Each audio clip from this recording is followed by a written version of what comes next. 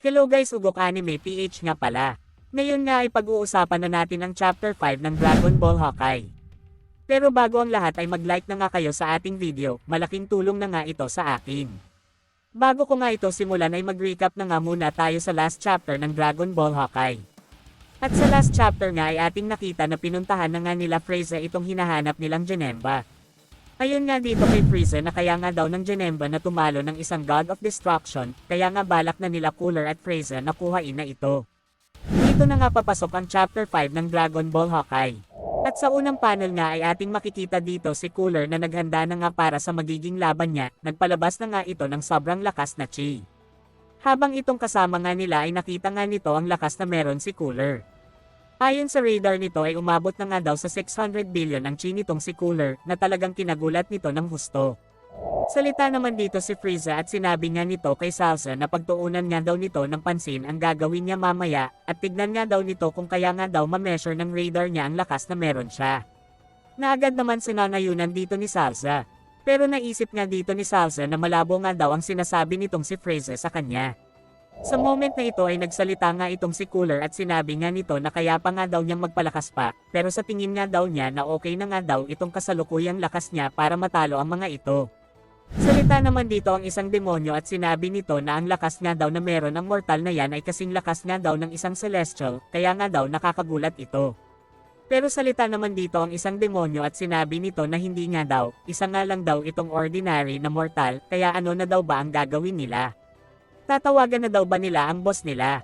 Pero dito nga ay nagalit itong isang demonyo at balak nga muna nito na labanan ang mortal na yan para nga daw sila na ang maging celestial guard iyan ng lugar nila. At dito nga ay naghanda na din ang mga demonyo dito para lumaban dito kay Cooler. Nagpalabas na nga dito ang tatlo ng sobrang lakas na chi na talagang kinagulat dito ni Salsa. Salita nga ito at sinabi nito na kaya din daw palang magpalakas ng power ng mga ito. Sa moment na ito ay tinanong nga ni Cooler si Salsa kung mas malakas daw ba ang tatlo na yon sa kanya. Sagot naman dito ni Salsa na hindi nga daw, mas malakas pa nga din daw itong si Cooler, pero ang problema nga daw ay mas lalakas nga daw ang tatlo na yan bagay magkakasama nga daw itong lalaban. Salita naman dito si Cooler at sinabi nito na ganun daw ba, sana nga daw ay magkaroon siya dito ng magandang exercise. Narinig nga ito ng tatlo at sinabi ng mga ito na exercise baka mo. At sa moment na ito ay mabilis nang sumugod dito kay Cooler ang mga kalaban.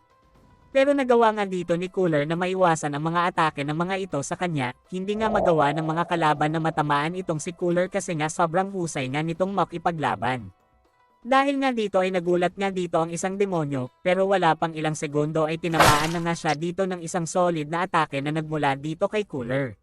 Salita nga dito ang isang demonyo at sinabi nito na hindi na nga daw makakawala sa kanya itong si Cooler. Dito pala ay gagawa ang mga demonyo ng isang malakas na atake para nga tapusin na itong si Cooler. Nagresulta nga ito ng sobrang lakas na pagsabog. Pero sa mga oras na nga na ito ay nagawa palang mas alag ni Cooler ang ginawang atake dito ng demonyo at ni-absorb nga lang nito ang malakas na chi na pinakawalan nito, dito nga ay gulat nga itong demonyo. Salita nga dito si Cooler at sinabi nito na yan na pala ang specialty mo. Wala lamang naging epekto sa akin. Ngunit sa mga oras na ito ay may isa na naman palang plano ang mga demonyo dito. Nagawa nga nitong makapitin si Cooler. Habang ang mga kasama nga nito ay nagbabalak na naman ng umatake dito kay Cooler. Mabilis na nga itong sumugod kay Cooler. Sa mga oras na ito ay nag-alala na nga dito si Salsa. Pero nagawa ngang matamaan ni Cooler ang demonyo gamit ang wave blast nito. Dahil nga dito ay gulat nga dito ang mga kasamahan ng demonyo.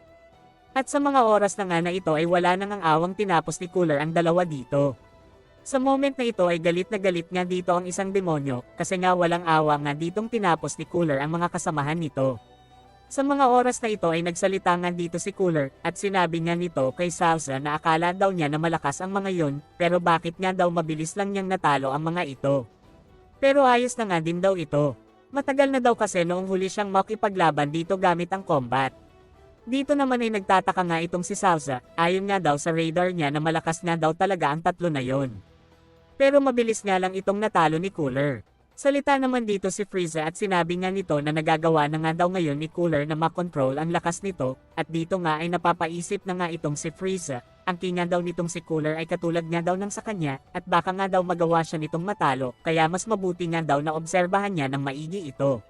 Ngunit sa moment na ito ay dahan-dahan niyang tumayo dito ang isang demonyo at sinabi nga nito na, sa tingin mo ganun na lang ang lahat, isa akong sa magiging celestial guard iyan kaya hindi ako madaling matatalo.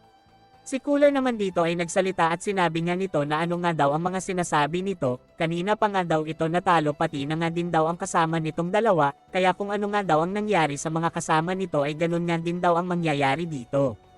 Dito nga ay nagpalabas na nga ang demonyo ng sobrang lakas na chi, at ang dalawang ang kasama nito ay mabilis nga niyang ni-absorb. Habang itong si Salsa naman ay nagulat nga sa lakas na meron itong demonyo, sobrang lakas na nga daw nito.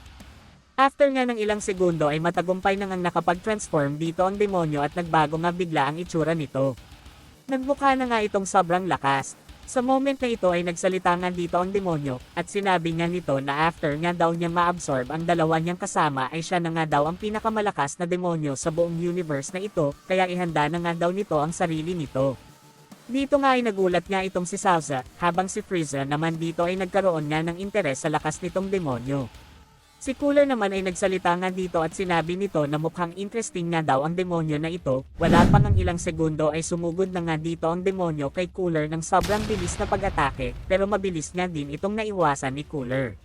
Sa moment na ito ay umatake nga agad si Cooler ng isang malakas na wave blast. Ngunit agad niyang nagpalabas dito ang demonyo ng parang kamay at matagumpay nga nitong nakapitan si Cooler sa paa nito, hinagis niya nito ng malayo si Cooler, at wala pang ilang segundo ay sunod-sunod na atake na nga ang ginawa dito ng demonyo na rektang tumama dito kay Cooler. Dito nga ay nag-aalala nga itong si Salsa at sinabi nga nito kay Frieza na kailangan na nga daw nilang tulungan itong si Cooler, baka daw kasi matalo ito sa demonyo na yan. Sagot naman dito ni Frieza na wag nga daw itong maging mangmang, bagay nga daw hindi nito nagawang matalo ang demonyo na yan ay ibig sabihin lang nito na hindi nga ito karapat-dapat na matulungan ng Frieza's army, at ang buhay naman itong si Cooler ay wala lang para sa akin. At sa kabilang banda nga ay talagang wala nang ang magawa si Cooler sa lakas na meron ang kalaban nito. Ngunit sa mga oras na ito ay nagpalabas na nga ulit si Cooler ng sobrang lakas na chi. Dito nga ay ramdam na nga ni Salsa ang lakas na meron si Cooler, baka nga daw mag-transform itong si Cooler sa pinakamalakas na form nito. Si Frieza naman ay nag-iisip nga dito, mas malakas nga daw talaga sa kanya itong si Cooler kasi nga ito daw ay gifted, pero gusto nga daw niya ulit makita ang form na yon. Sa moment na ito ay nagawa na nga ni Cooler na makapagpalit ng anyo. Sobrang bilis na pag-atake nga ang ginawa dito ni Cooler na talagang hamati sa mga kamay ng demonyo dito, wala pang ilang segundo ay umatake na nga ulit si Cooler sa demonyo at rekta nga nitong tinamaan ang sikmura nito. Wala nang awang tinapos ni Cooler itong demonyo na ito. Pero si Frieza naman ay nagsalita nga dito at sinabi nito na wag nga daw nitong gagawin yan. Ngunit si Cooler nga ay wala na sa control dito at pinasabog na nga nito ang demonyo. Bago pa nga lang sumabog ito ay pinigilan na nga ito ni Frieza, salita nga dito si Frieza at sinabi nito na hindi nga daw nag-iisip itong si Cooler, alam naman daw nito na maaring masira ang planeta na ito dahil sa ginawa nitong atake, bagay daw nangyari yun mamamatay nga din daw lahat ng mga alagad nila dito, sagot naman dito ni Cooler na nakalimutan na nga daw niya ang bagay na yon. Dito nga ay nagsalita nga itong si Frieza at sinabi nga nito na hindi daw ba nila nagising ang Janemba sa mga ginawa nila. Or kailangan nila itong gisingin. Salita naman dito si Cooler at sinabi nito na hindi daw ba tinanong nito kung paano nila mahahanap ang Janemba. Sagot naman dito ni Frieza na hindi na nga daw, balak daw sana niyang magtanong sa mga nakalaban nito kanina. Salita naman dito si Cooler at sinabi nito na bakit daw hindi nila balikan ang tao na yon para tanungin ulit. Dito nga ay napaisip nga itong si Frieza at sinabi nga nito na hindi na nga daw nagbago itong si Cooler, matalino pa nga rin daw ito, hindi nga daw niya ni-expect ang bagay na ito, akala daw kasi niya ay magbabago nga itong si Cooler kasi nga matagal na panahon nga daw itong nakulong, at alam nga din nito na mahirap nang gisingin itong Janemba na ito. At parang alam nga nitong si Cooler ang lahat. Sa mga oras na nga na ito ay balak na nga nila Frieza na bumalik dito kay Zuno para nga tanungin ito about nga sa Janemba. At sa moment na nga na ito ay mabilis na ngang umalis sila Frieza para nga puntahan itong si Zuno, dito na nga ito natapos.